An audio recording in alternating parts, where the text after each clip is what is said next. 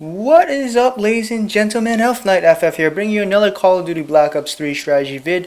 This time we're going to do Safeguard offense, and after watching this video I realized I only used the Safeguard clips from Infection, so I'm not going to say this is a Safeguard Infection strategy, I'm just saying it's offense in general. So basically, just like in defense, like I mentioned in the last video, there's three phases of offense. One, you got to get your robot out of the initial loading area, which takes about maybe 20 to 30 seconds depending on the map. The second is that little push where everyone's camping the middle and everyone's gonna have to do something to find an opening, clear the hallways, clear the middle, clear the snipers at the end of the hall, that kind of trend. And then finally the third phase is that extremely hectic phase where everyone is spawning in the back. You're pushing really hard. It's gonna take death after death to really get that robot right to that last millimeter for it to finally jump onto the goal line. So basically, this is a quick video, so I'm gonna go with offense in the beginning. I like to with my first death, I like to scope out what the enemy team is doing. So basically, like you saw in the first clip, or actually I think that this clip right now, I like to go around. I stayed in that little building in the left for a bit. Basically just wanted to see if anyone's camping behind those those stone walls, or if any the team was setting up, because it depends if you're playing against a party or a whole bunch of people just playing solo like yourself, if you're doing this by yourself. And right here's the second part.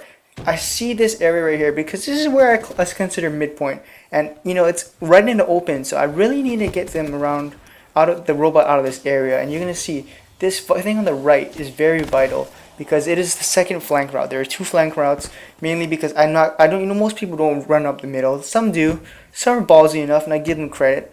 But if you can clear any flank routes, I say maybe for 10 seconds, that's going to be enough to get your robot past that middle part where it's impossible really to run up the middle with it.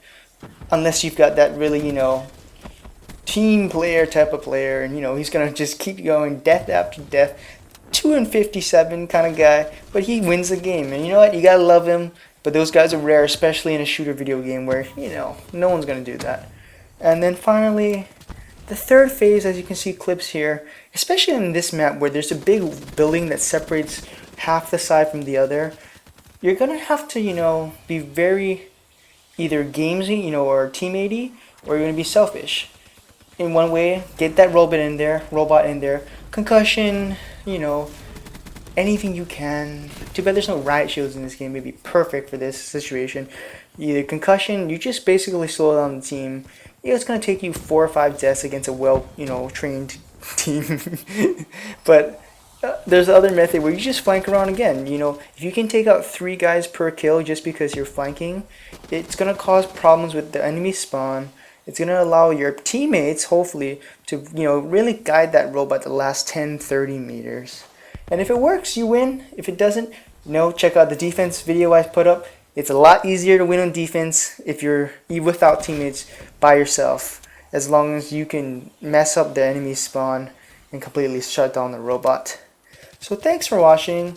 I didn't upload in a bit just because of the internet, and I was extremely tired from quizzes and stuff like that from college. You guys know if you're in college or in high school.